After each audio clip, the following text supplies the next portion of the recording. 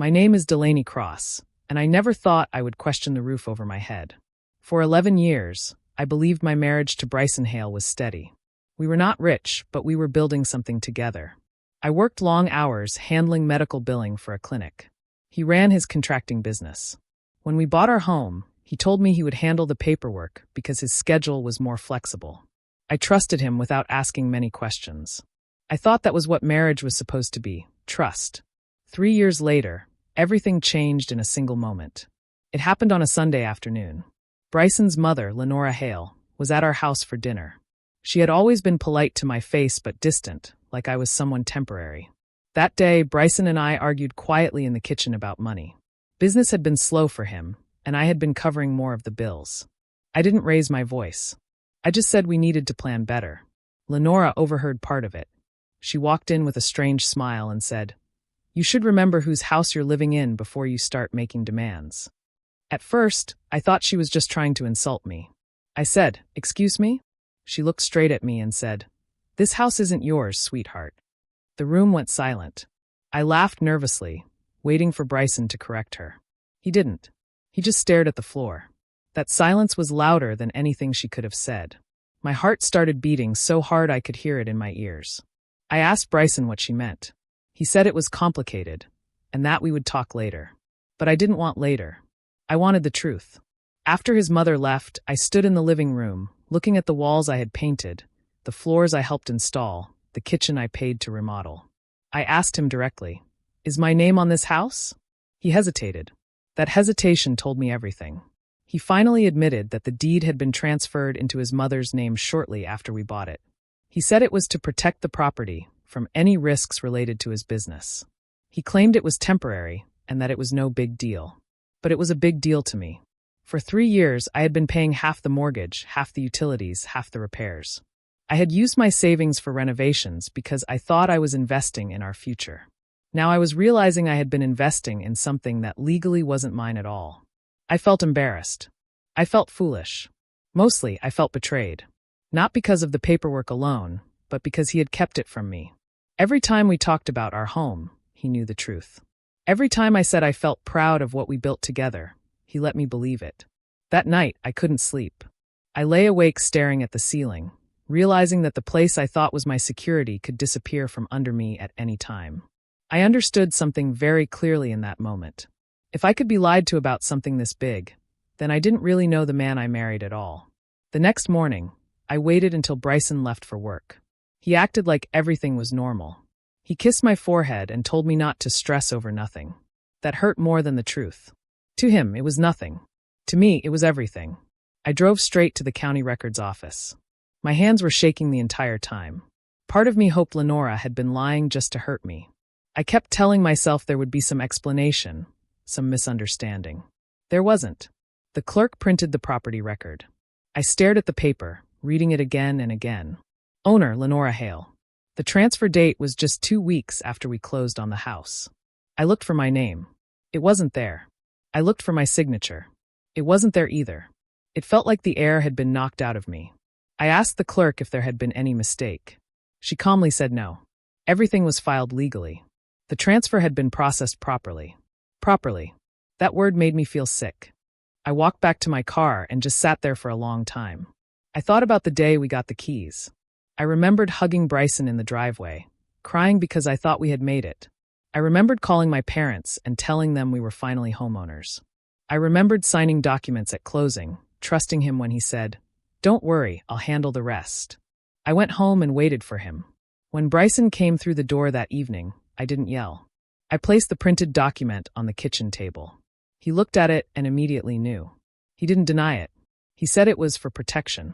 He said his business could face lawsuits one day, and if the house was in his mother's name, it would be safe. He said he did it for us. He said he didn't tell me because he knew I would overreact. That sentence broke something inside me. Overreact? I asked him why he didn't trust me enough to explain it back then. He shrugged and said it was easier this way. Easier for who? Not for me. Not for the woman who paid half of everything believing she was building security. I reminded him that I had drained my savings for the kitchen remodel. I reminded him of the new roof we split. I reminded him of the property taxes I helped pay every year. He said, It's still our house. It's just in Mom's name. But it wasn't our house. Not legally. And legality matters when things fall apart. That night, I started thinking differently. I stopped thinking like a wife trying to fix a misunderstanding. I started thinking like someone who needed to protect herself. I realized something important. If he could move a house into his mother's name without telling me, then he was capable of protecting himself first every single time. And that meant I needed to start protecting myself too. I didn't cry in front of him. I didn't beg him to change it back. Instead, I became very quiet. And in that quiet, I started planning. Over the next few weeks, I changed in ways Bryson didn't notice at first. I stopped arguing. I stopped asking questions about the business. I stopped talking about future plans for the house. If he wanted to pretend everything was normal, I let him. But inside, I was wide awake. The first thing I did was open a new bank account in my name only. My paycheck started going there instead of our joint account. I didn't make an announcement about it. I simply adjusted the direct deposit through my employer. When Bryson asked why the balance looked lower 1 month, I calmly said I was organizing my finances better. He didn't push. He assumed I would always stay. Next, I started gathering documents. I downloaded statements from our joint accounts. I saved receipts for every renovation I had helped pay for. The kitchen cabinets, the flooring, the roof repair, the landscaping. I printed emails where we discussed splitting costs. I kept everything in a folder hidden inside a storage box in the closet. Then I scheduled a consultation with a lawyer. Walking into that office was one of the hardest things I've ever done. It felt like admitting my marriage might not survive. The attorney, a calm woman named Meredith Sloan, listened carefully as I explained everything. I told her about the deed transfer. I told her about the money I invested. I told her how blindsided I felt. She didn't look shocked. She didn't look surprised. She said something that stayed with me. Just because your name isn't on the deed doesn't mean you have no rights.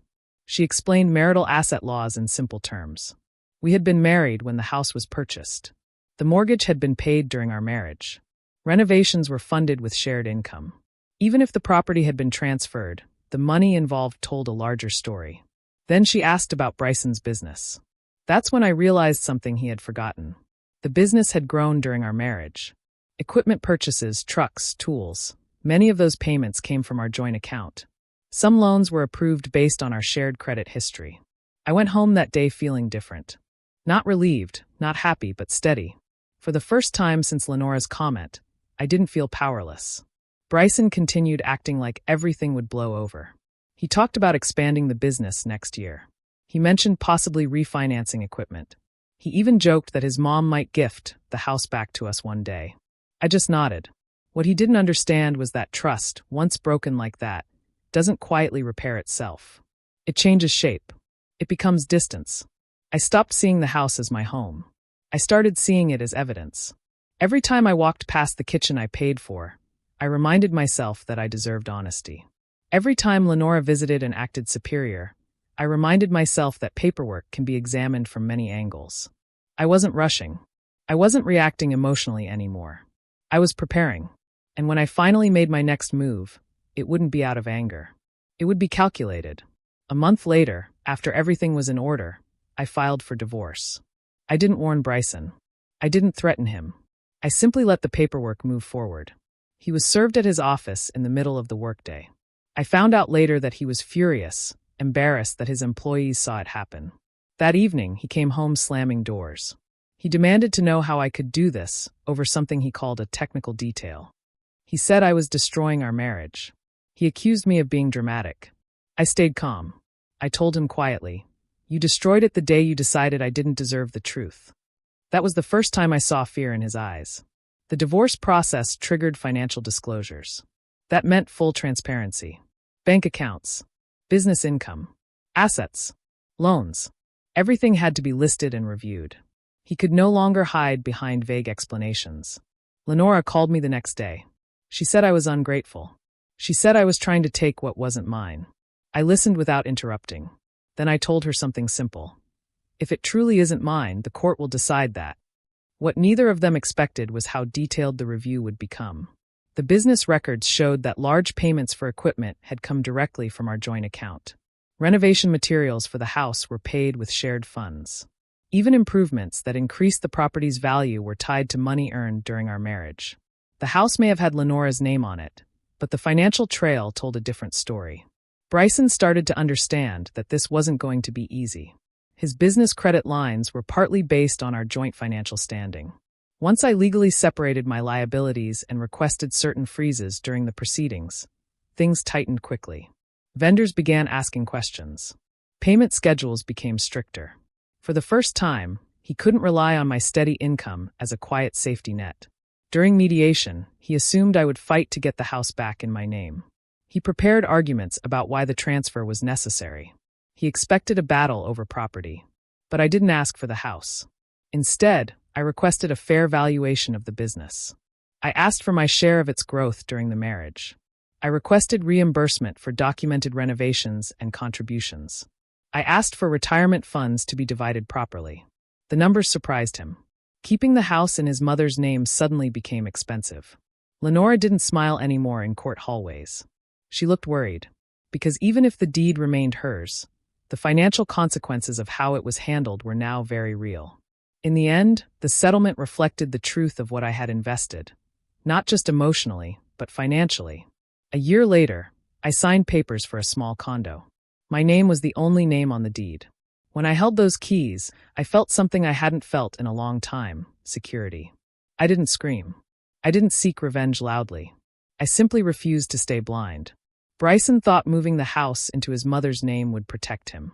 Instead, it forced me to protect myself. And that changed everything.